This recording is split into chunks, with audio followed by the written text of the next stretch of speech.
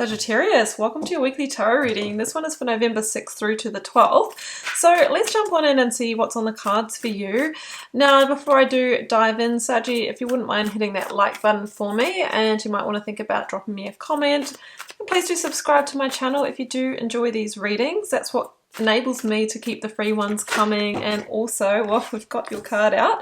Also, it really does help me to connect with your energy and read for you and build this community and collective.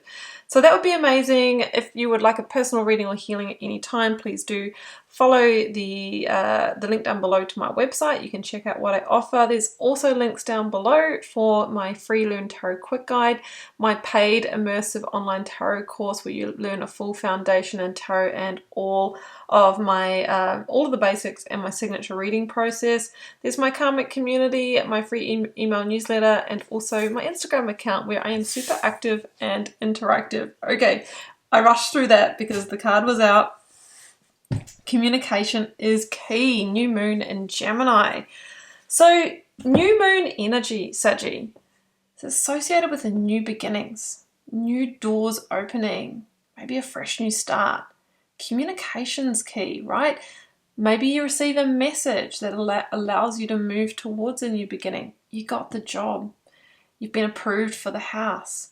You know, yes, we're going to be in that relationship. It will be different for all of you. Maybe you are needing to deliver a message or a communication that you're moving towards the new, which might include closing another door.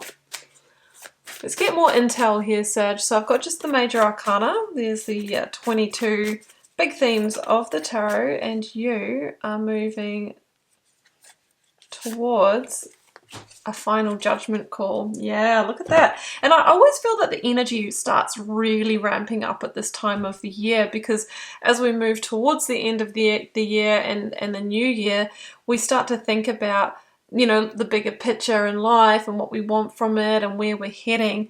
So there's a final judgment call here. Now, judgment's always the energy for me of a last call in a situation.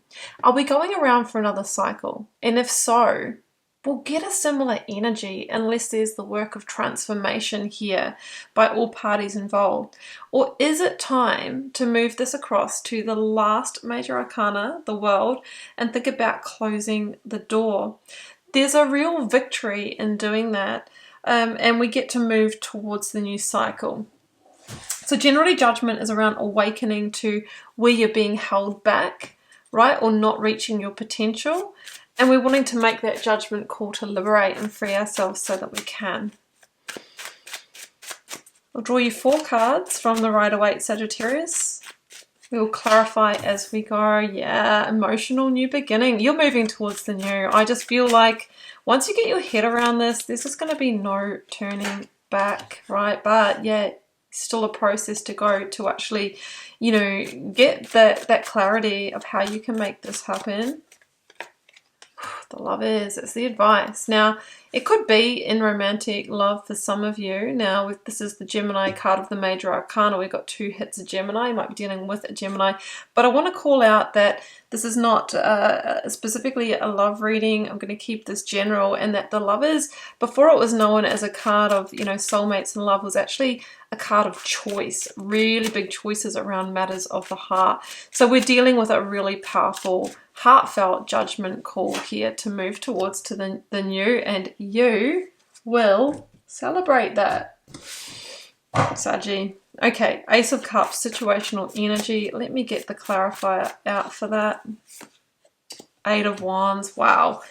So the 8 of Wands is associated with change, and it can be quick, it can be fast, right? And maybe you didn't see it coming. It's often associated with a communication or a message that opens a new pathway or a new doorway for you. Now, Ace of Cups, as I mentioned, it feels like an emotional new beginning that finally allows you to release from a previous cycle. This could be, you know, some kind of new work opportunity, new romance, even relocation for some of you. 8 of Wands can have a geographical shift as well. So it could be immigration, moving houses or states for some of you, or going in a new direction with your work career.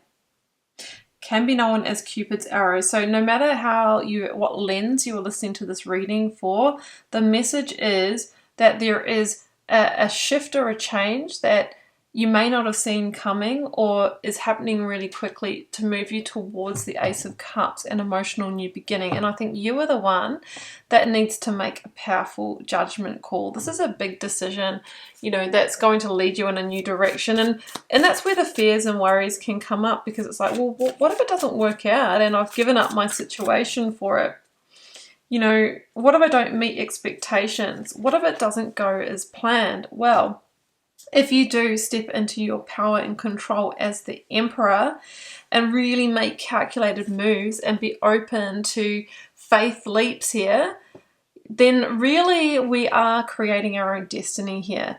I can see with the Eight of Swords that, there is mental overwhelm here, and maybe you are feeling trapped or obligated in the situation that you're in right now. That could be, look, I'm in a work contract, I just don't feel like I can break it, or you might be in another kind of agreement like rent or lease or relationship. There is always a path out. It really just depends, what are you willing to do for it? And sometimes I say, and you might have heard me use this term before, that there's an exit tax to freedom. Like, we might have to break a contract and there might be a consequence of that. There might be a financial payment.